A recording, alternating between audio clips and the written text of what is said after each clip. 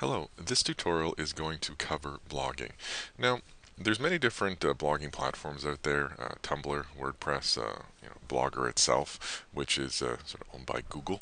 Um, this is sort of going to cover, the actual blogger interface, but it is pretty much translatable into any other blogging platform whatsoever. So here we are at blogger.com, and although it does not say that up there in the address bar, that's pretty much what you'd have to type in to get to it. And I just put in blogger login right over here.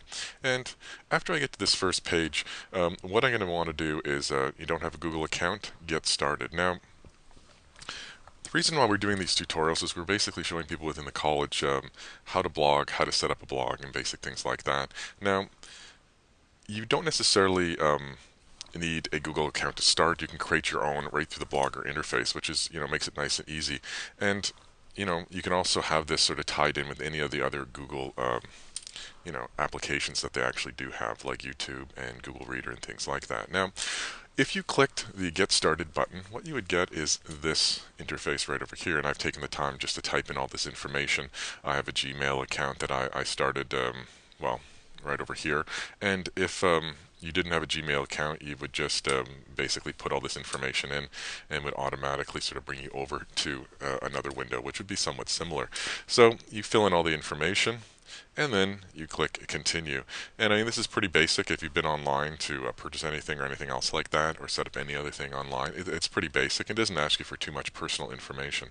I'm going to click continue, and it says re-enter password. There we go.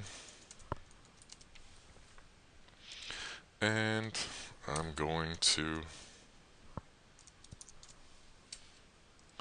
hit continue. There we go. Now, after I've moved from that window over into this window, I'm basically at my interface, and this is pretty much where you go to check how many blog posts you have. You can do you input your profile, tons of stuff you can do here. And this is pretty much every time I log into Blogger to look at our blog, this is the first thing that I actually see, and it allows me to actually manage some of the assets that I have up on the stage. Now, I'm going to hit create your blog now.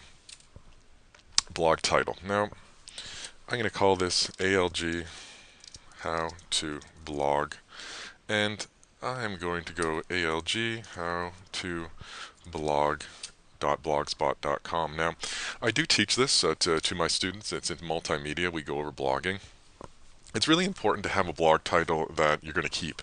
You don't want to be changing your blog title on a, sort of monthly or yearly basis. That sort of changes the flow of, traffic to your site. So I would recommend taking some time and actually thinking about what you're going to call it. It's extremely important to do that. And I'm going to hit check availability. So this blog address is available.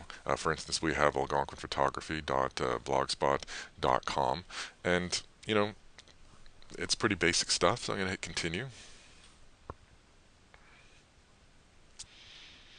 And here we go. Now, choosing a template. There's different ones that you can look at, and these are all modifiable. Now, we've sort of went with our own blog, something that is simple, basic, as a gray background. And the gray background is nice because we're putting a lot of images on it, and it doesn't really compete. Now, something, very colorful like this, interesting, but I prefer to go for something simple. And let's go continue. So we just created a blog for you. You can start posting now. There we go. Start blogging. The fun about it is actually getting up and running right away. So let's just post our first, blog, and it'll give you prompts, what to do. It's really user friendly. Like, they want you to be blogging, and they'll make it as easy as possible for you to do that. First post. And here we go. Now, there is two panels. There's Compose and Edit HTML. If you're not HTML literate, stay away from this and just go over to Compose. And it has a lot of information that you'd see up here. Now, if you're used to posting stuff on Blackboard, this is pretty much the same dialog box that you would get to actually create an announcement or to create anything else like a course document, link or something like that. And I'm going to say, our first post. There's a lot of interesting things that you can actually do here. You can do a link, and I prefer, linking to something using a word instead of typing HTTP or www. No one really wants to see that. So let's go Algonquin photography blog is great. Oops, spell that correctly. And what I'm going to do is I'm going to highlight the word, and I'm going to come over here to link. And it's a web address, so I'm going to go HTTP.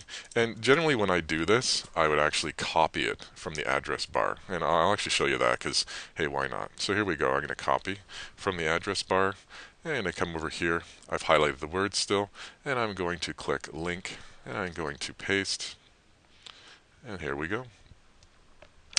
This dialog box will come up below, and if you want to change it, but that's a great way of actually putting links in. Now, linking is extremely important. We always want to make connections online, and if I blog about anything, I'll make sure to link to things like, let's just say I'm talking about the iPad by Apple and how there's a great app and so on and so forth. And I know that we were using Twitter to actually sort of we found out about it through Twitter. What I would do is put iPad. I'd click a link to Apple's website. I'd actually click a link to Apple's website itself. I'd actually, mention the student who was tweeting about that or alumni, and I would put a link to their blog or website. Luckily, a lot of our students have that, and most people actually do. I stay away from anything personal. It's usually business orientated, so I don't, link to, a blog if it's, students' personal space. But if it's or if it's an alumni, I generally don't do that. But I would do that also. And it's great to create links. The more links that you have, the more web presence that you actually do have. Now, you can put up a photo. And you can upload a photo, and it's simply just like a Blackboard interface. You can take anything from here, and I have a link that I'm working on for a blog post for our blog, and it's a periodic table that a blog is actually sort of created, and it's a little bit of a joke thing. It sort of mimics the periodic table of chemistry, and I'm going to use this to actually sort of post and then link back to this person's website. And so there we go. We have a image, and you can also use video. Now, I use this to upload video very infrequently. I actually link through YouTube, and unfortunately, the breadth of this tutorial cannot cover that, but that's something that you can sort of explore on your own. But if you did want to upload video, you could upload through here, and you could also link to video off YouTube. And YouTube is also integrated into blogging, so it's relatively easy to do. And now what I like to do is label things. So I would say this is our first post. There's also a link. And there is, you could say like an image if you want to. I make mine relatively descriptive. The reason being is that you can stream these. I put all the new books that we order through the LRC up on our blog. And so what I do is then I basically select all the categories of books, and I email the students that list, and they can go directly onto the blog and then click oh books, and then they can go down, and it basically talks a little bit about the book. I generally I myself or the other faculty actually read all the books, so we give them a little bit of a synopsis of what's going on in the book. Now what I'm going to do is I'm going to hit publish post. There we go. You want to view posts. This will show you the individual post that you're actually putting up, and this will show you your blog. Let's go view blog. So there we go.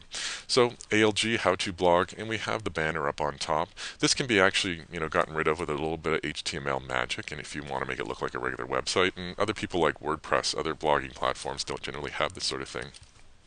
Now, the great thing about Blogger is it's customizable, and it also allows you to connect through other social media networks. So you can email this, you can also blog this. This is other people coming to your site, and they might want to, post what you posted, or they tweet about it, or they put it onto Facebook or Google Buzz, which is not really something that is taken off at all. And what we have over here is a followers list. We have something, people can sign into their own blogging account so that they can actually get a little bit more behind the scenes what's going on here. A blogging archive, and, about me. ALG how to blog, you'd actually put your profile in here, and you can add different widgets and different little gadgets, they call them, I think. So I've gone back into here, and what I've done, and I think I've done that a little bit too quickly, so I'll publish the post again, and then I'll go view blog. And what I've done is I've just clicked the little pencil because I'm going to re-edit this. And this is generally the way I go back into get to my interface. And now I could edit this post, and I could create new posts. I could also go to design, which is a great way of actually sort of saying, okay, let's just add a few things. I have a header. I could change the title. I could actually upload an image. We have an image on our site instead of text. We just chosen the file, and we can actually add that to it. And you can add a gadget up on top. You can add a gadget over here. Things that I like, popular posts, AdSense. You can add pages, so you can have multiple pages, and that's something that we're looking into actually doing. If you're a scripter, you can, put the HTML and JavaScript up here, picture, slideshow, stuff like that, poll, blog list, you know, tons of stuff. Let's see, newsreel, labels. There we go. Let's try labels. And we're going to call this, I like to call this archive. Well, they only have blog archives. Let's put labels back, and let's just hit save. And this actually puts this right over here, and these are movable. You can move these things around. You can do whatever you want. I'm going to hit save right up over here, and then I'm going to hit view blog. And what this allows us to do is label. And if I wanted to, let's just say I wanted to label let's just say I wanted to send all the labels for books, or just everything that says every image that I have on the site. I click here. It creates a new address right up on top, and this is something that I could send to students and basically say, here's all the images, here's all the content that would be relevant to you. So, stuff like that. We also have a list, like a blog roll list, and we also have a list of just suppliers that we have on here. So if a student comes to us and says, really curious about this camera, or I don't really know much about medium format digital capture or anything like that, I'll just say, well, on our blog, on the list beside, we have a list of suppliers, and I'll show you that in a second. Now, before I go into anything else, I'm just going to click the pencil, and you can click up on top on the dashboard too. You can click settings, and here we go. We have tons of different settings that you can actually do. This is how things find you, how much you want to be public, how much you don't want to be public, so on and so forth. And let's see, site feeds, permissions. There's tons of different stuff. Now, permissions is really interesting, and I've just clicked the permissions tab right over here. You can add an author. And some people say, well, I like the blogging idea, I just don't want to take it on all myself. The authors, you can add authors, so many different people can actually connect to the blog and post. And that's a good thing because it sort of splits the duties. I myself like to do most of the posting. I do sort of stream everything in, and that kind of gives us a consistent flow. And that's what's really interesting is consistency, I find. At least create a formula, because if you jump around, people are going to be like, well, it's not really, it's not a really, you got to make it interesting, you got to make it consistent for viewers to keep on coming back and be interested in sort of what you're saying. Now, a lot of the stuff I've sort of spoken about, like lists on the side and archives, I'll show you how we do it. Here's our website, and what I'll do is I'll open this up a little bit more. We have video, we have images, this is an image right over here, and then a basic post. We have our contact list right up above, and that's just a gadget. These are all gadgets on the side. And this can be orientated in different ways. There's different layouts and things like that you can do. I'm not going to get into the editing the template layout.